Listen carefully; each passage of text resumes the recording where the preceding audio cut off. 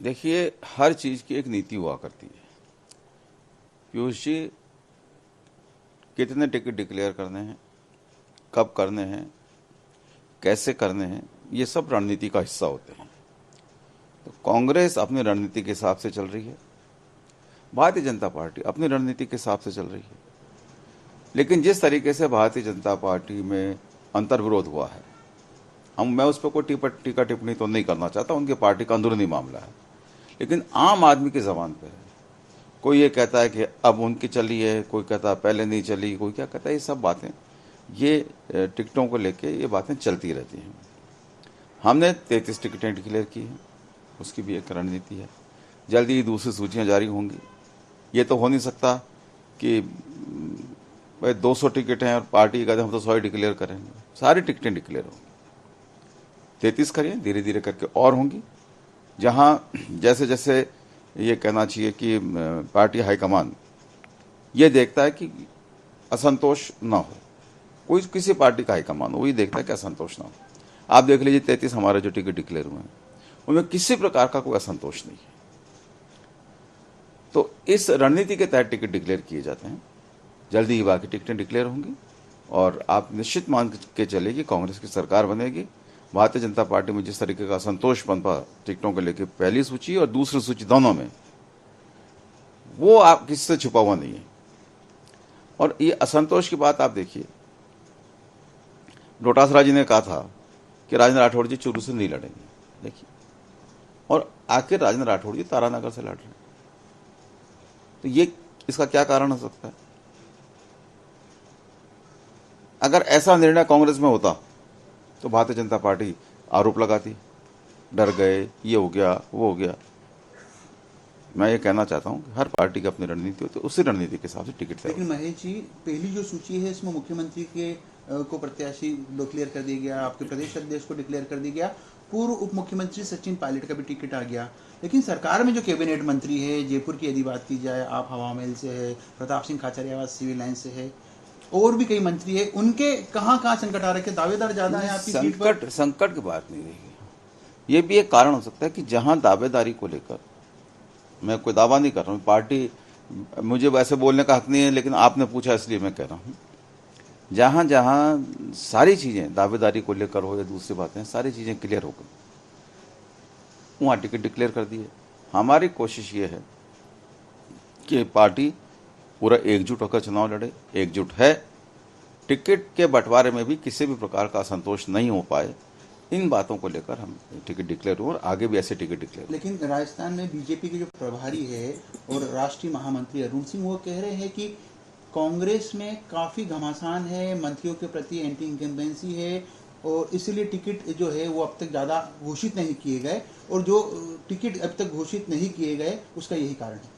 नहीं, बहुत सारे, सिर्फ मंत्रियों की बात नहीं है, बहुत सारे ऐसी जगह पर टिकट डिक्लेयर नहीं किया जहाँ कांग्रेस का एमएलए ही नहीं है। बहुत सारे ऐसी जगह पे टिकट डिक्लेयर नहीं किए जहाँ सामान्य विधायक जीता हुआ है कांग्रेस का। बहुत सारी जगह ऐसे नहीं किए जहाँ मंत्री है। तो अरुण सिंह जी को कुछ बोलना है, वो बोल रहे हैं, वो जवाब देना। राजेंद्र राठौड़ जी की सीट क्यों बदली? उनकी तो सरकार भी नहीं, फिर ऐसी कैसी एंटी इनकम्बेंसी कि उनको अपने नेता प्रतिपक्ष तक की सीट उन्होंने बदल दी। मैं नहीं जानता कि राजेंद्र राठौड़ जी की मर्जी से बदली गई है या उनसे बदलवाई गई है, ये तो वो उनकी पार्टी जाने, और उन्हीं का ये प्रसंग है।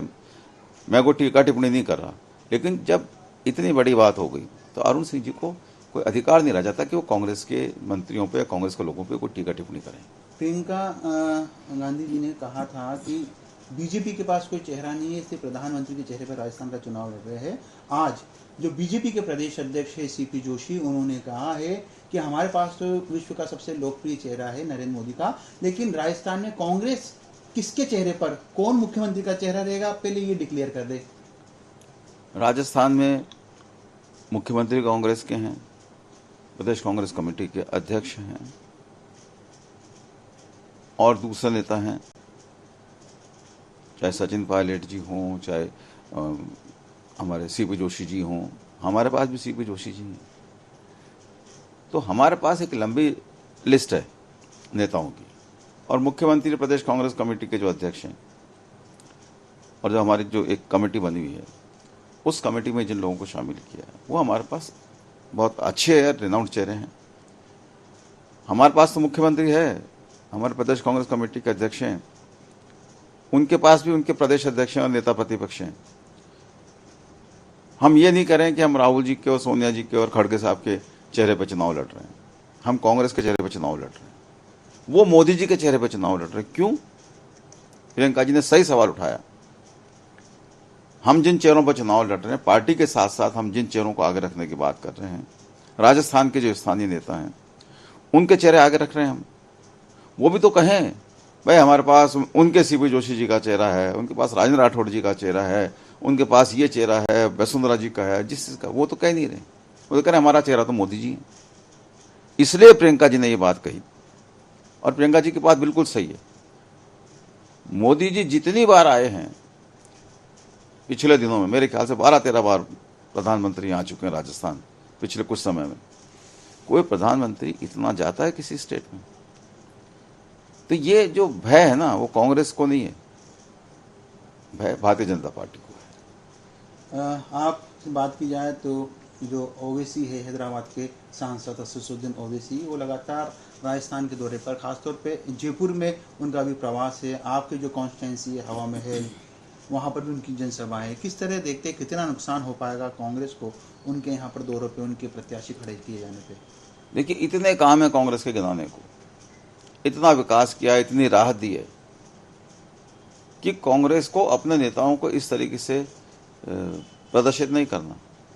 अब चाहे ओवैसी जी घूमे, चाहे केजरीवाल जी घूमे, कोई और घूमे, तीसरा घूमे, चौथा घूमे, इतने काम कांग्रेस सरकार के खाते में है, इतने काम कांग्रेस के विधायकों के खाते में है कि हम उन विकास के कामों को लेकर हम अपने अपने क्षेत्रों में जाएंगे और निश्चित रूप से फिर से हम सरकार बनाएंगे। पहली सूची में कांग्रेस ने जो जारी की उसमें किसी मौजूदा जो उनके विधायक थे उनका टिकट नहीं कटा।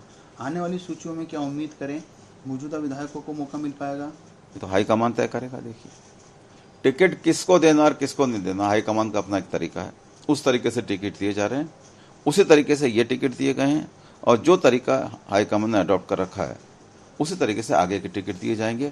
और मेरा विश्वास है कि सारे टिकट घोषित हो जाएंगे तो भी हमारी पूरी पार्टी उसमें कोई असंतोष नहीं होगा, पूरी पार्टी एकजुट होगी। कितना विश्वास है चुनाव परिणाम किस प्रकार से रहने? निश्चित रूप से कांग्रेस की सरकार बनेगी।